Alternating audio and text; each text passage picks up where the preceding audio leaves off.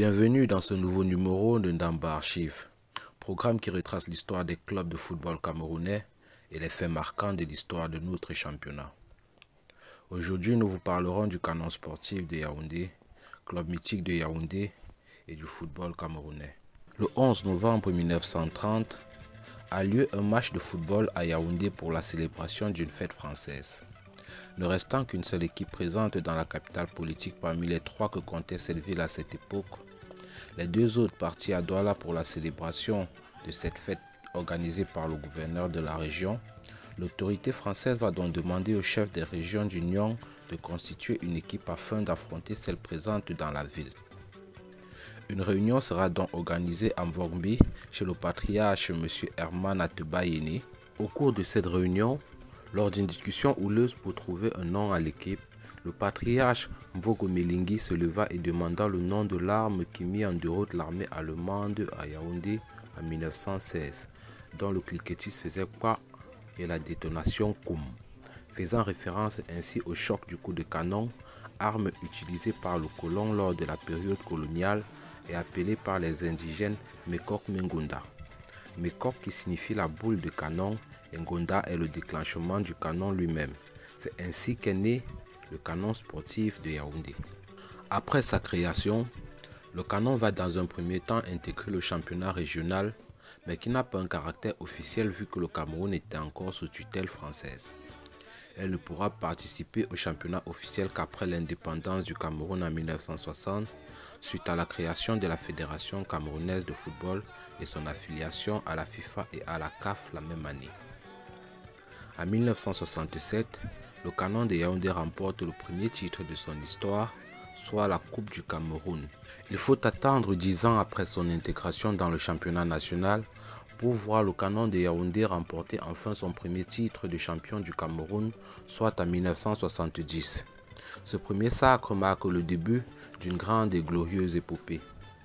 L'année suivante, pour leur première participation, ils remportent la Coupe d'Afrique des clubs champions en s'imposant en finale devant Asante Kotoko du Ghana après avoir dominé la SEC d'Abidjan en demi-finale.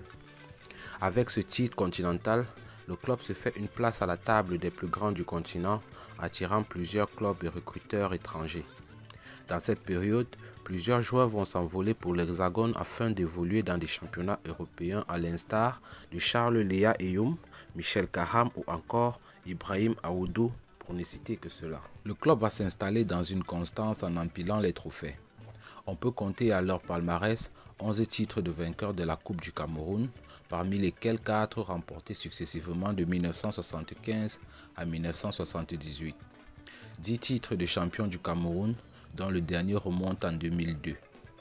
3 fois vainqueur de la Champions League de la CAF, une fois vainqueur de la Coupe des clubs vainqueurs de coupe. Il réalise même le triplé continental en remportant successivement la Ligue des champions de la CAF de 1978 et 1980 et la Coupe des clubs vainqueurs de coupe en 1979. Au terme de cette saison en 1979, leur gardien de but Thomas Nkono se voit décerner le Ballon d'Or africain. Récompense qui venait couronner une saison majestueuse de l'ancien gardien de but de Mekok Mengonda, devenant ainsi le tout premier gardien à recevoir cette distinction.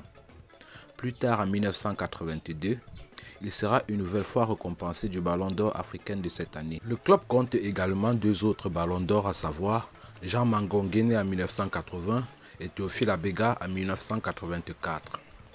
Dans les années 80 et 90, le canon de Yaoundé, figure phare du championnat, est le principal pourvoyeur des joueurs à l'équipe nationale du Cameroun, entre autres des joueurs comme Thomas Nkono, François Mambéik, Emmanuel Koundé, Abega Théophile, Louis-Paul Fédé, Jacques Songo, Marc-Vivien Fouet qui a connu ses premières sélections avec les Lions indomptables sous le maillot du canon de Yaoundé, pour ne citer que cela. Les années 90 moins glorieuses que la décennie précédente, les Mekok Mengonda vont quand même réussir à remporter le championnat en 1991 et 3 Coupes du Cameroun. Mais le club va commencer à régresser suite à des querelles internes et au départ de plusieurs de ses joueurs partis chercher fortune dans les championnats européens suite à l'arrivée du professionnalisme. En 2000, le canon réussit une nouvelle fois à atteindre la finale de la Coupe des clubs vainqueurs de coupe, mais ne réussira pas à remporter le trophée car ils seront battus par le Zamalek. Malgré les difficultés, il réussira à remporter le dernier titre de champion du Cameroun en 2002. Depuis lors, en dépit d'une finale de Coupe du Cameroun en 2013 perdue face à Young Sport Academy de Bamenda, le Canon ne fait plus peur et peine même à retrouver les hauts du tableau malgré toutes les réunions de crise et de projets avortés pour tenter de sauver le club. En 2021, le président du conseil d'administration du Canon de Yaoundé, Placide Mevois, met sur pied un projet nommé Kwakum is Back, dont le but est de redonner au club ses lettres de noblesse et retrouver les hauts du tableau. Après la mise en place d'un siège social aux standards internationaux, qui était l'objectif premier du projet et le partenariat avec plusieurs sponsors, il était clair pour les Mekor Mengonda de ramener au moins un trophée cette saison, mais vont terminer 3e du championnat, leur meilleur classement depuis 14 ans. Ils seront également éliminés en 16e de finale de la Coupe du Cameroun. Avec la restructuration du club qui est en marche, nous osons croire que les années à venir seront plus florissantes pour le Canon de Yaoundé. Nous sommes arrivés au thème de notre programme. Merci de nous avoir suivis et rendez-vous à la prochaine édition. Mais avant de se quitter, n'oubliez pas de vous abonner à nos pages Facebook et YouTube, activer la cloche de notification pour être informé à chaque fois que nous mettons un nouveau contenu en ligne.